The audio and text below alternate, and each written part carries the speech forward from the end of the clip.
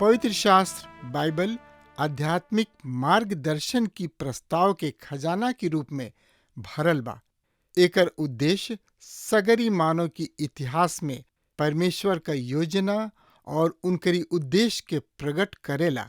पौलुस कहलन, सगरी पवित्र शास्त्र परमेश्वर की प्रेरणा से रचल गईल और सिखावे, ताड़े, सुधारे और धर्म की शिक्षा खातिर उपयोगी हवे, ताकि जे केहू परमेश्वर का होखे उ कुशल से होखे और हर एगो भल काम जिंदगी खातिर सजल रहे। जिंदगी के राह कार्यक्रम का यह लक्ष्य है कि सगरी बातन में आप सबका दिशा निर्देश करी, मने रास्ता दिखावी। कृपा करके देखी, सुनी, ताकि परमेश्वर आपकी जिंदगी का मार्गदर्शक बन सके। वचन अध्ययन से पहले सुनी एगो सुंदर आत्मिक गीत। प्रभु खातिर बदला विचार हो, छोड़ दुनिया जहनवा। प्रभु खातिर बदला विचार हो, छोड़ दुनिया जहनवा। प्रभु खातिर बदला विचार हो, छोड़ दुनिया जहनवा।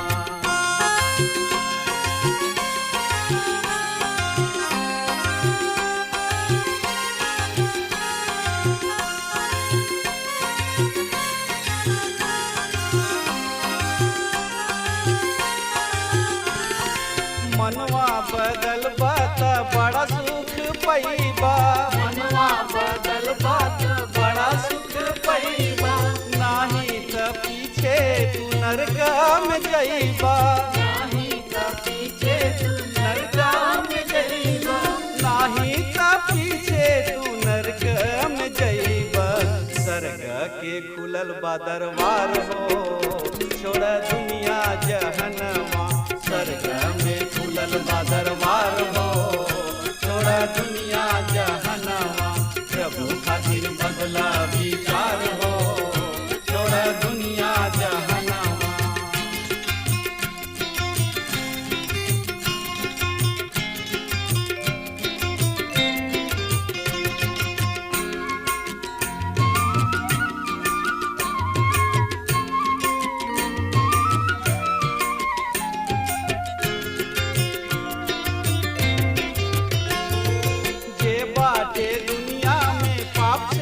भरल जे बाटे दुनिया में पाप से भरल। बिन यीशु नाम के केहू न तरल। बिन यीशु नाम के केहू न तरल। बिन यीशु नाम के केहू न तरल। यीशु नाम से बाटे उद्धार हो, छोड़ दुनिया जहनवा। यीशु नाम से बाटे उद्धार हो, छोड़ दुनिया जहनवा। प्रभु खातिर बदला विचार हो, छोड़ दुनिया जहनवा।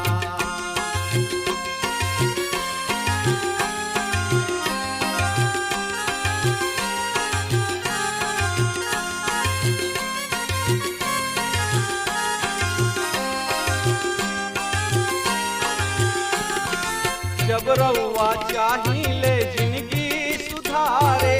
जब रउआ चाहिले जिंदगी सुधारे। प्रेमी यीशु के आई जा दुआरे। प्रेमी यीशु के आई जा दुआरे। प्रेमी यीशु के आई जा दुआरे। गले से लगई है करिए प्यार हो, छोड़ दुनिया जहनवा। गले से लगई है करिए प्यार हो, छोड़ दुनिया जहनवा। यीशु खातिर बदला विचार हो, छोड़ दुनिया जहनवा। प्रभु खातिर बदला विचार हो, छोड़ दुनिया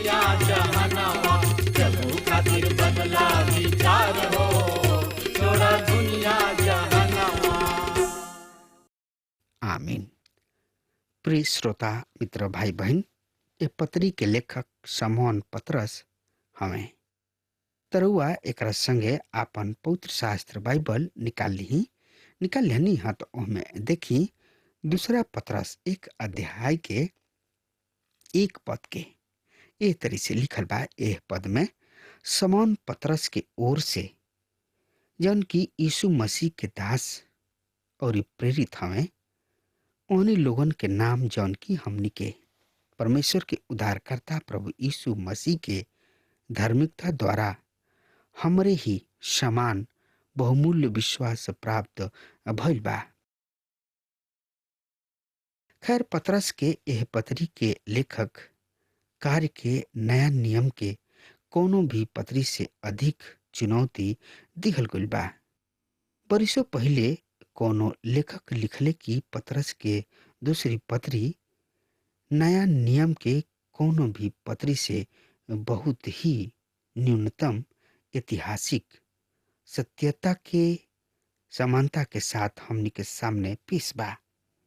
तब वो इस चुनौती रूढ़िवादी विद्वान सबके एह पत्री के प्रति पर्याप्त ध्यान देवे के काम कैले, जौना से कि आज ये स्थापित हो चुकल बा कि ये पत्री के पत्र से ही लिखले हम अपना उपदेश में परिचय के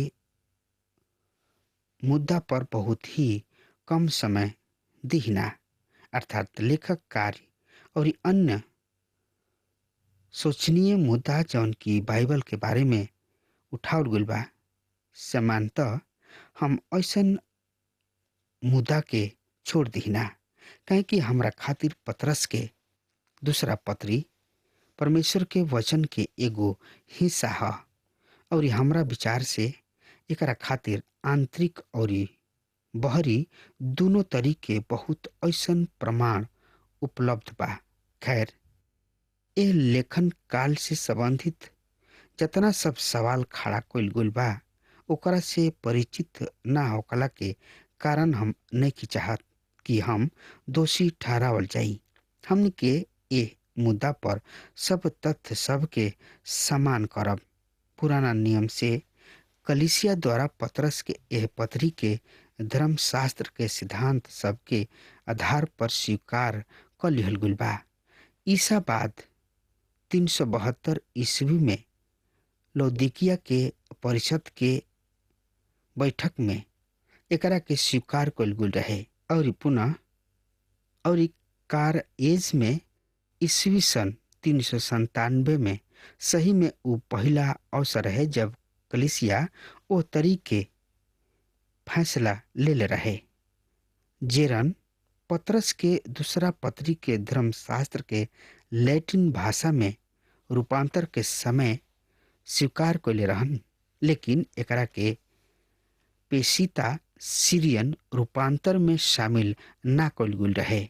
खैर ये रूपांतर पूर्ण रूपेण स्वीकार करे के जोग ना ह।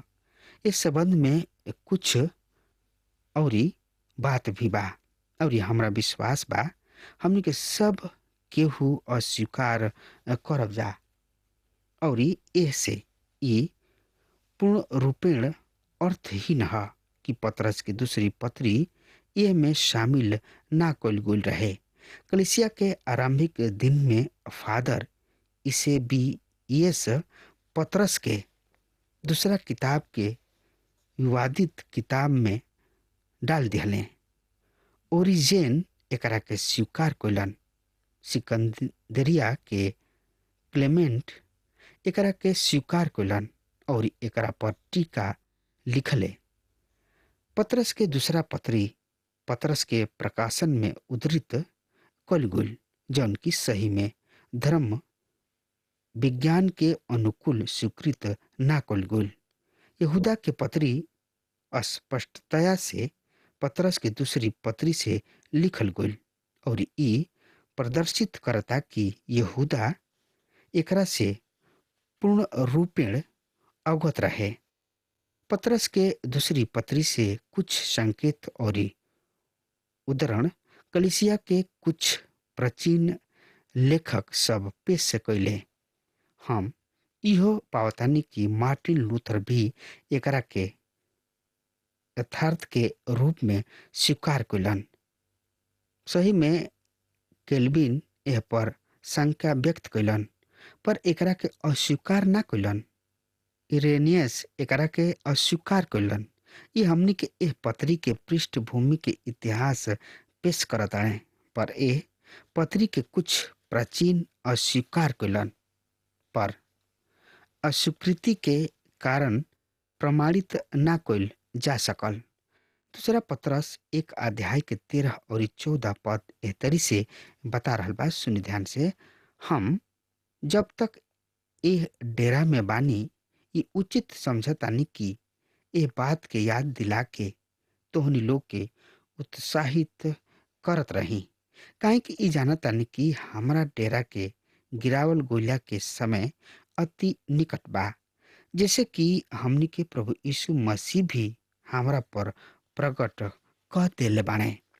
आई अब जल्दी से देख लिहल जाओ। दूसरा पत्रस 1 अध्याय के 16 से 18 पद के।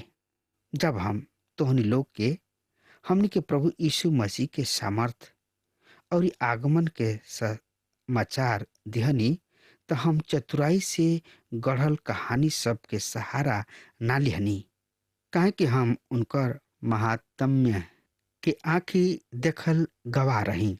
जब वो परमेश्वर पिता से आदर और महिमा प्राप्त कैनी, तो उनका खातिर प्रतापी महिमा के ऐसन पापी भइल।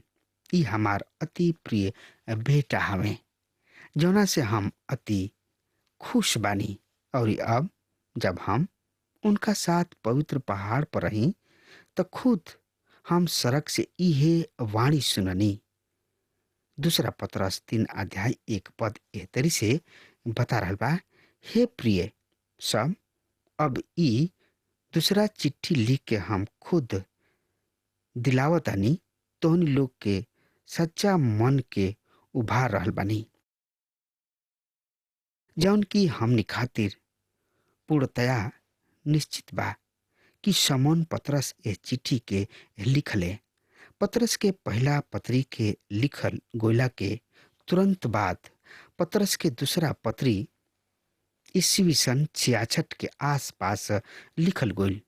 देखी दूसरा पत्रस 3 अध्याय 1 पद के। हे प्रिय लोग, अब ई दूसरा चिट्ठी लिख के हम तोहनी लोग के याद दिलावतानी और उनका शहीद होखला के ठीक कुछ समय पहले दूसरा पत्रस 1 अध्याय के 13 और 14 में लिखल गोइल रहे। उद्देश्य पत्रस के दूसरा पत्री पत्रस के मधुर संगति है, ठीक वही तरी ही जैसे दूसरा तीमुथियुस पौलुस के मधुर संगति है। एक दोनों किताब में आश्चर्यजनक समानता बा। दोनों किताब ओह राह पर कलिसिया चल रहल बिया, चेतावनी संकेत लगावेले। ओह राह के चिन्हित करे खातिर जौन की भयंकर ह। ओ दिन जौना राह पर लोग अपन धर्म त्याग के चलत रहले, उ आज हमनी के भी बीच में आगुल बा, जौन की ओह दिन मनुष्य के हाथ के बराबर बहरी के समान रहे। उ आज संपूर्ण आकाश के ठक रहल बा और प्रचंड आंधी तूफान खड़ा कर रहल बा। पत्रस उपदेश सबके पाखंड के चेतावनी दे रहल बने और पौलुस जन साधारण के पाखंड के चेतावनी देताड़े। अपना मृत्यु के दिन नजदीक आवत आवत पत्रस और पौलुस दोनों ही आनंदमय मुद्रा में बातचीत कैल करत रहले। देखी दूसरा पत्रस 1 अध्याय 13 और 14 पद के।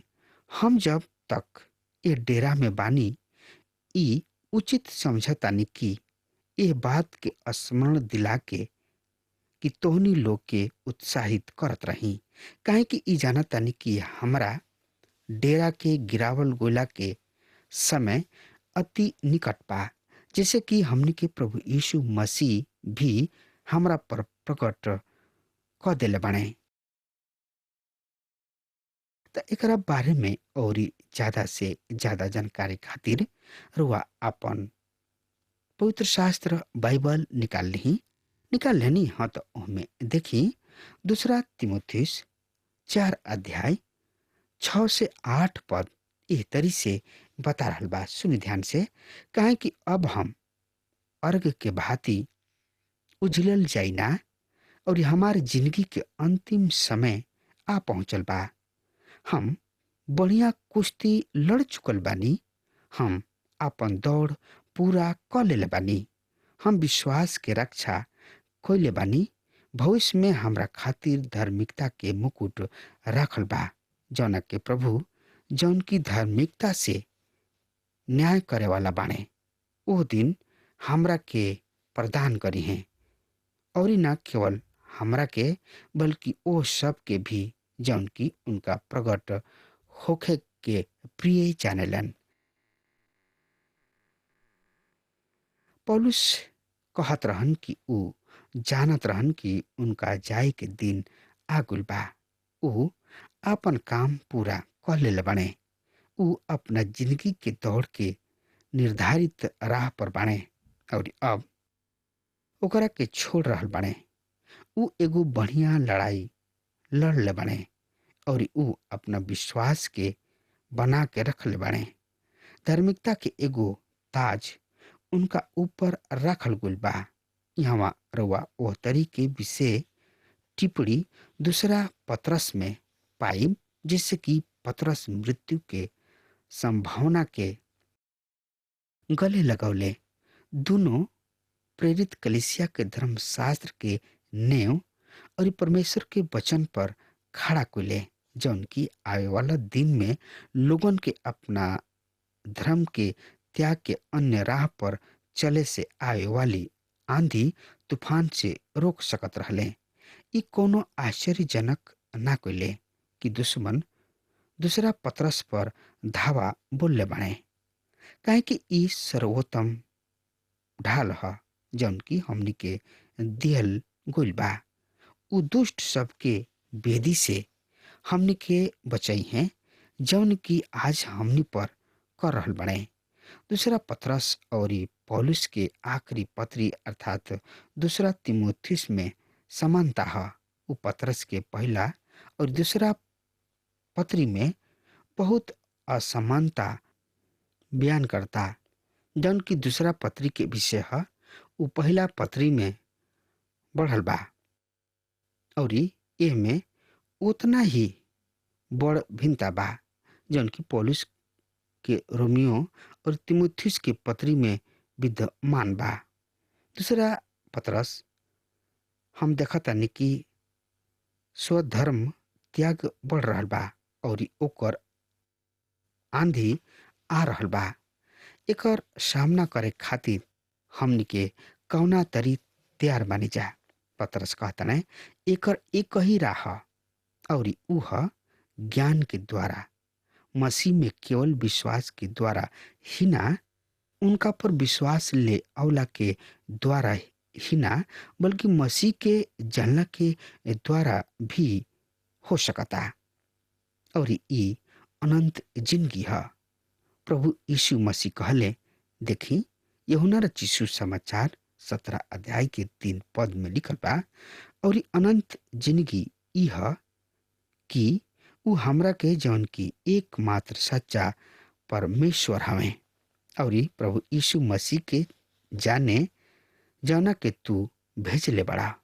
हमके मसीह के जाने के बा, केवल उनका बारे में जाने के ही नहीं खे। कोनो अन्य दिन हम यूरोप में एगो अमेरिकी प्रचारक जौन की परमेश्वर और मसीह के नाम लिहले बिना ही मसीही कलीसिया शुरू करे के प्रयास करत रहले। ई बहुत ही हास्यास्पद बात बा जौन की संभवतः केहू कर सकता। अगर ऊ कोनो संस्था के स्थापना करे चाहेला तो ऊ आगे आवे और ओकरा के करे, लेकिन ऊ ऐसन कुछ भी निखन कर सकत जौना में बिना मसीह के मसीहत होखे। ए तरीके प्रयास कइल त माना ओसन ही होई जैसे कि बिना मैदान के खेल के स्थान तैयार कोइल या टंकी में बिना पेट्रोल के कार चलावे के जैसन बा। अगर रुआ मसीह हई तो मसीह के जानल बहुत ही जरूरी बा। एकर अर्थ मतलब भइल मसीह के बारे में जाने के नइखे बल्कि उनका के जाने के बा। ये दोनों के बीच बहुत बड़ भेद बा। एह पत्री के महान विषय सर्वधर्म त्याग के ओर जाए के नइखे, पर ऊ जौन की हजार रक्षक ढाल ह ऊ ह ज्ञान। ई ज्ञान कहवा बा और कौना तरी ऊ हमनी किने आवेला। पतरस कहताणे केवल एक ही राह बा और ऊ ह परमेश्वर के वचन द्वारा भविष्यवाणी, एगो बहुत सटीक शब्द जौना के बारे में ऊ कहल करले। मित्र रुआ देखब कि मसीही जिंदगी जन्म लेवे से भी बढ़ के बा। ई एगो वृद्धि है, ई एगो विकास है। इस संपूर्ण पत्री के निचोड़ एकरा बारे में दूगो आखिरी पद है।